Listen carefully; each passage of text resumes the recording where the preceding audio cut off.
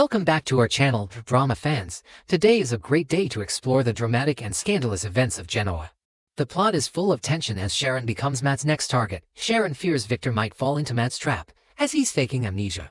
Join us as we uncover the explosive twists that will shake the Newman family to its very foundations. The air in Genoa City suddenly feels infinitely colder, heavier, and suffocatingly thick with impending doom. A malicious ghost has returned to haunt the living, and his presence is a toxic cloud settling over the town. Matt Clark is back. The mere mention of his name is enough to send a violent, involuntary shiver down the spine of anyone who remembers the absolute reign of terror he once unleashed. For Sharon Newman, this is not just a passing bad memory or an uncomfortable blast from the past. This is a living, breathing nightmare resurrected from the absolute darkest, most traumatic corners of her history. The psychological trauma is visceral. The fear is palpable.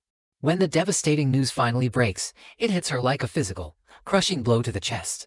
The monster who once made it his personal, twisted mission to destroy her sanity, her safety, and her life is now breathing the exact same air she is. The psychological scars, which she had long thought were healed through years of therapy and resilience, are now violently ripped open, bleeding fresh terror into her everyday existence. Nick Newman is the unfortunate soul who has to deliver this crushing, world-shattering blow to the woman he loves. Imagine the unbearable weight on his broad shoulders as he makes that dreadful walk. He steps into Sharon's cottage, her ultimate sanctuary, her safe space, his handsome face a rigid mask of barely contained fury, helpless frustration, and deep, lingering guilt.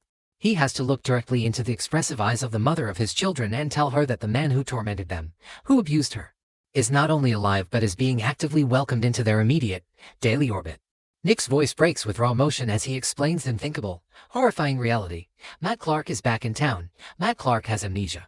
Matt Clark is being shielded, protected, and housed by the one man on Earth who should be utilizing his vast resources to destroy him, Victor Newman. And this is the moment I almost screamed at the screen. How could Victor do this?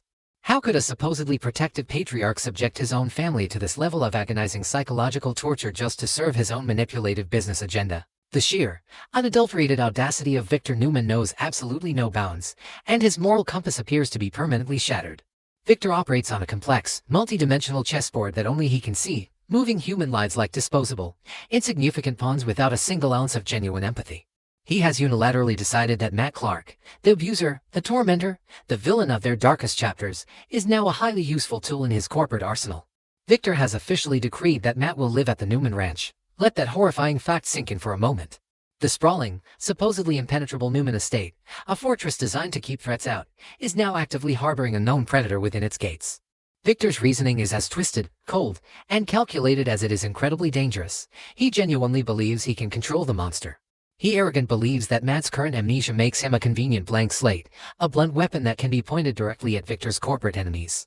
But Victor is playing with highly volatile fire, and he is dragging poor Sharon right into the center of the raging inferno. Let us talk about the terrifying geography of this nightmare. The Newman Ranch is massive, yes, spanning acres of beautiful land, but it is still a singular, shared property. Victor has explicitly ordered Matt to reside in the tack house, an apartment situated right near the stables. Do you know what else is situated on that exact same property? Sharon's cozy cottage. The physical proximity is absolutely sickening and entirely unacceptable. Sharon's safe haven, her cherished home, the quiet place where she rests her head at night and seeks peace, is now just a mere stone's throw away from the man who represents the absolute pinnacle of her deepest trauma. She can probably see the warm, glowing lights of his apartment from her bedroom window. She can probably hear the crunch of gravel under his heavy boots if the evening wind blows in the right direction. It is a claustrophobic, suffocating, terrifying reality that no survivor of abuse should ever be forced to endure. The paranoia begins to set in immediately for Sharon, wrapping around her throat like a tight, invisible vice. How could it not? Every casting shadow in the corner of the room becomes a lethal threat. Every unexpected, creaking noise in the dead of night is Matt Clark coming to finish what he started all those years ago. Short, sharp breaths, racing heartbeat, cold sweat. The walls are closing in. Sharon knows that Victor confidently claims he will monitor Matt closely. Victor smugly promises that his elite security team will watch Matt's every single move and test his loyalty. But Sharon knows better than to trust Victor's hubris. She knows that monsters cannot be leashed forever by mere security guards. She knows, deep in her bones, that Matt's true, violent nature is lurking just beneath the fragile surface of his supposed amnesia, waiting patiently for the perfect, vulnerable moment to strike again. Why is Victor taking this catastrophic, family-destroying risk? Because Victor Newman always, without fail, has an ulterior motive driven by power and revenge. He is using Matt as his personal corporate spy. Victor's ultimate target is Kane Ashby, Kane, who has miraculously just been cleared of all those fabricated AI charges. Kane, who is boldly stepping into the prestigious corner office at Chancellor Industries, ready to build a new empire alongside Lily Winters. Victor absolutely cannot stand to see Kane succeed and thrive. He cannot stomach the humiliating idea of his grand, meticulously crafted revenge plot failing so spectacularly. So, he deploys his newest pawn, Matt Clark. Victor strictly demands that Matt befriend Kane, become his indispensable, trusted ally, and report every single strategic move back to the Newman patriarch. It is a disgusting, manipulative, high-stakes game of corporate espionage, and Sharon is nothing more than acceptable collateral damage in Victor's eyes. Nick is absolutely livid, vibrating with a rage that threatens to consume him whole. The confrontation between Nick and Victor is explosive, a clash of titans that shakes the very foundations of Newman Enterprises. Nick storms into his father's lavish office, his fists tightly clenched, his voice echoing off the expensive wood-paneled walls. He demands to know how Victor could ever justify bringing Matt onto the family property. He aggressively reminds Victor of the trauma, the severe abuse, the agonizing history that nearly destroyed Sharon. Nick passionately argues that Matt is inherently untrustworthy, that using a psychopath as a corporate spy will only bring unprecedented disaster and ruin to the Newman family, especially now. Especially when Nick is fighting his own grueling, life-or-death battle for sobriety. Nick is white-knuckling his recovery, desperately fighting the overwhelming urge to numb his emotional pain with fentanyl every single day, and Victor casually throws Matt Clark into the mix. It is a recipe for absolute and mitigated catastrophe, but Victor is made of solid ice and impenetrable arrogance. He coldly, almost casually, dismisses Nick's frantic concerns. He brushes off the historical trauma as if it were a minor, irritating inconvenience rather than a life-altering tragedy. Victor stubbornly insists that controlling Matt is the absolute best way to protect the family's overarching financial interests. He views Nick's emotional, desperate pleas as pathetic weakness. He views Sharon's entirely justified terror as completely irrelevant to his grand design. In Victor's calculating mind, then always justifies the means. If he has to use a monster to destroy Kane Ashby, he will do it without a second thought or a single pang of regret. Nick leaves the office feeling utterly defeated, blatantly ignored, and profoundly misunderstood by the man who is supposed to protect him. The emotional rift between father and son has never been wider, and the physical danger has never been more immediate. Sharon is suddenly faced with an impossible, agonizing choice. She can let the paralyzing fear completely consume her. She can pack her bags, abandon her beloved home, and run away from the terrifying ghost that now haunts her backyard, or she can choose to fight back in the only way she currently can. She can refuse to be a trembling victim. Sharon Newman is a proven, battle-tested survivor. She has survived manipulative cult leaders, terrifying kidnappings, the severe highs and lows of bipolar disorder, and a grueling battle with breast cancer. She is not going to let Matt Clark steal her joy or dictate her movements, not today, not ever. She makes a conscious, powerful, deeply resilient decision to pivot her focus entirely. She will completely avoid the tack house. She will avoid Matt at all costs. She will channel every single ounce of her nervous, frantic energy into something positive, bright, and forward-looking. She will focus entirely on her son. Noah Newman is about to have the biggest, most important night of his professional life. He is launching the highly anticipated grand opening of his brand new nightclub, the Shadow Room, right here in the heart of Genoa City. This is Noah's ultimate moment to shine brightly. This is his golden chance to step completely out of the massive, suffocating shadow of the Newman legacy and build an independent entertainment empire of his own. Sharon is fiercely determined to be there for him, front and center. She is determined to plaster a radiant smile on her face, put on her absolute best designer dress, and celebrate her son's massive triumph. The contrast is incredibly jarring but absolutely necessary for her survival. On one side of town, the dark, looming, terrifying threat of Matt Clark lurking at the ranch. On the other side, the pulsing neon lights, the thumping bass, and the vibrant energy of the Shadow Room. The frantic preparations for the grand opening are a whirlwind of activity. Noah is a bouncing ball of nervous, creative energy. He wants everything to be absolutely flawless. The ambient lighting, the curated music playlists, the intricate signature cocktails. He is pouring his entire heart, soul, and financial future into this spectacular venue. Sharon throws herself completely into the planning process, using it as a desperate lifeline to keep her mind occupied. She helps Noah finalize the exclusive VIP guest list. She offers expert advice on the chic, modern decor. She is playing the role of the ultimate supportive mother, expertly masking her internal, screaming terror with fierce, undeniable maternal pride. Every single time her mind inevitably drifts to the dark tack house and the monster residing within, she forcefully redirects her thoughts to Noah. She forces herself to focus entirely on his bright smile, his soaring ambition, and his promising future. The night of the grand opening finally arrives, bringing a wave of palpable excitement.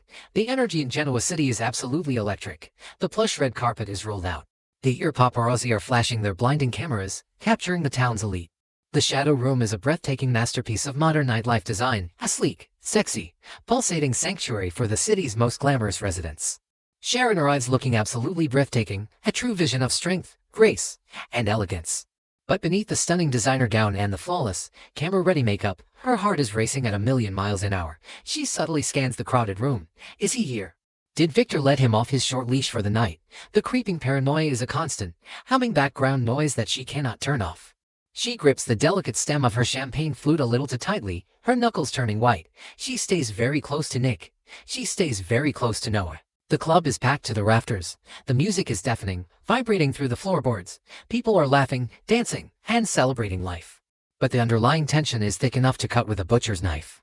Sienna Bacall is there, fighting her own severe internal demons, desperately trying to support Noah while simultaneously battling the dark, triggering memories of her own traumatic past with Matt Clark. Audra Charles is prowling the exclusive VIP section like a hungry panther, her predatory, calculating gaze fixed firmly on Noah, ready to strike and completely destroy his current relationship. The interpersonal drama is unfolding rapidly on multiple, chaotic fronts, but for Sharon, there is only one true threat that matters, the invisible threat that is currently sleeping in her backyard.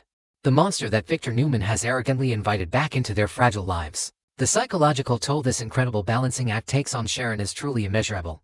It is an absolute masterclass in emotional compartmentalization. She smiles warmly at the arriving guests. She hugs and congratulates Noah with genuine affection. She even manages a slow dance with Nick under the strobe lights. But her eyes are constantly, frantically darting to the main entrance. Short, panicked glances. A sudden, sickening drop in her stomach every time a tall man with dark hair walks through the heavy doors. Breathe in, breathe out. Stay calm. Do not let him win. Do not let Victor win. She is fighting a silent, invisible, grueling war in the middle of a crowded, joyful nightclub. And this is the moment I almost screamed at the screen. Give this poor woman a break. Hasn't she suffered enough trauma for 10 lifetimes? Why must the universe constantly torture Sharon Newman? As the long, exhausting night wears on, the massive success of the Shadow Room becomes completely undeniable. Noah has actually done it. He has created the hottest, most exclusive spot in town. Sharon finally allows herself a brief, fleeting moment of genuine, unadulterated pride. She looks across the room at her son, beaming radiantly, surrounded by supportive friends and admiring patrons. This is what truly matters. This is what she is fighting so hard to protect: family, love, resilience. She will absolutely not let the specter of Matt Clark taint this beautiful victory. She will return to the quiet cottage tonight. She will lock all her doors twice. She will set the high-tech security alarm. She will endure the sickening proximity of the monster because she flatly refuses to be chased out of her own beautiful life. But the dark, inescapable reality remains. The sun will eventually rise tomorrow morning. The loud music will fade into silence. The club will empty out, and Matt Clark will still be there, living at the Tack House, breathing the exact same air, spying maliciously on Kane Ashby, regaining his dark, violent memories piece by terrifying piece. Victor's supreme, arrogant belief that he can perfectly control a known psychopath is a ticking time bomb just waiting to detonate. The resulting explosion is not a matter of if, but exactly when. Sharon knows this deep down. Nick knows this. The entire Newman family is sitting blissfully unaware on a massive powder keg, and Victor is the one arrogantly holding the lit match. The sheer dichotomy of Sharon's existence right now is the absolute stuff of legendary, top-tier soap opera storytelling. The brilliant, blinding, joyful light of her son's entrepreneurial success is sharply juxtaposed against the pitch-black, suffocating darkness of her abuser's sudden return to her physical space. It is a terrifying tightrope walk over a bottomless canyon of despair. How long can she possibly maintain this brave facade? How long can she pretend that everything is perfectly fine while a known predator stalks the immediate perimeter of her home under the guise of corporate espionage? The human mind can only take so much intense, relentless pressure before it inevitably fractures. The grand opening of the Shadow Room is a massive, undeniable success, but it is merely a temporary, glittering distraction from the impending doom gathering at the ranch. The chessboard is fully set. Victor has made his arrogant opening move. Matt Clark is perfectly in position. Nick is quietly spiraling under the pressure, and Sharon is caught squarely in the deadly crosshairs of it all. The tension is absolutely suffocating, gripping the audience by the throat. The stakes have never, ever been higher for these characters. As the neon lights of the club flicker and fade in the distance, a much darker, colder shadow falls over the Newman ranch. Will Sharon's desperate, determined attempt to avoid Matt Clark save her sanity, or is she merely delaying an inevitable, violent confrontation that will shatter the Newman family forever?